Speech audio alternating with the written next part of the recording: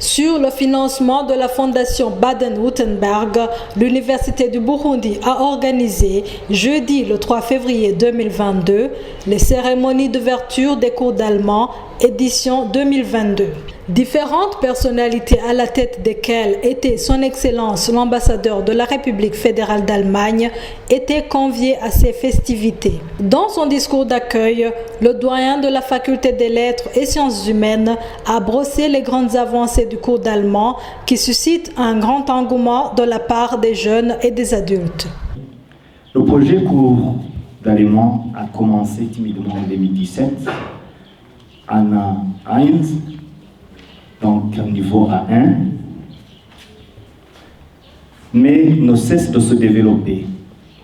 Le cours d'allemand suscite toujours l'engouement, tant chez les jeunes que chez les adultes.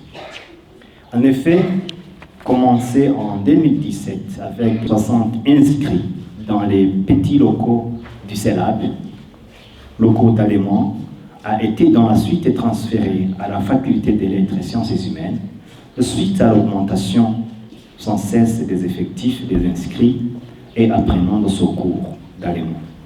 Le nombre des inscrits ne cesse de croître pour ce cours à crédit dans les départements littéraires de cette faculté, malgré certains défis. On a déjà enregistré plus de 1200 inscrits dans ce cours d'allemand et en plus des cours organisés en fin de journée, en marche des heures de travail donc, il importe de remarquer que depuis bientôt 3 ans, le cours d'allemand a été introduit comme cours à crédit dans le département de langue et littérature anglaise et que le club d'allemand, dont l'objet principal est de permettre aux apprenants de développer les compétences langagières en allemand par la pratique en dehors des séances de cours est fonctionnel.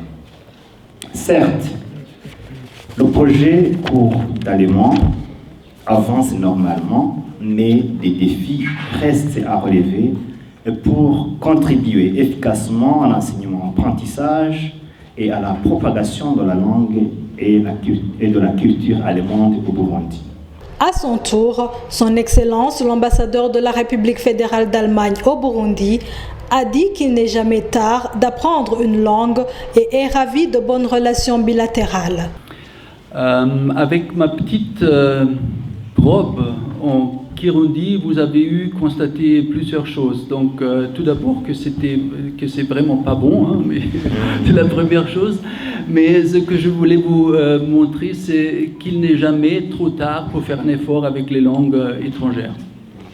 Et que c'est surtout un moyen de communiquer, même si mon Kirundi ne me permet pas de le faire à un niveau assez élevé, mais quand même pour des petites conversations avec vos compatriotes dans la vie quotidienne, ça sert et ça peut contribuer à ouvrir les cœurs de vos compatriotes.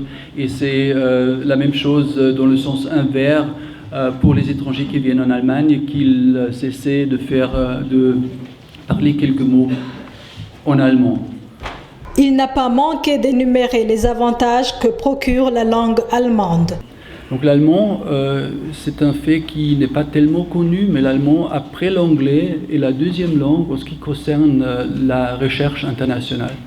Donc pour tous ceux qui ont l'ambition de faire des recherches dans leur matière, vous trouverez pas mal de lectures, des enquêtes qui sont en langue allemande, et c'est le cas, c'est toujours le cas que c'est la deuxième langue de la recherche.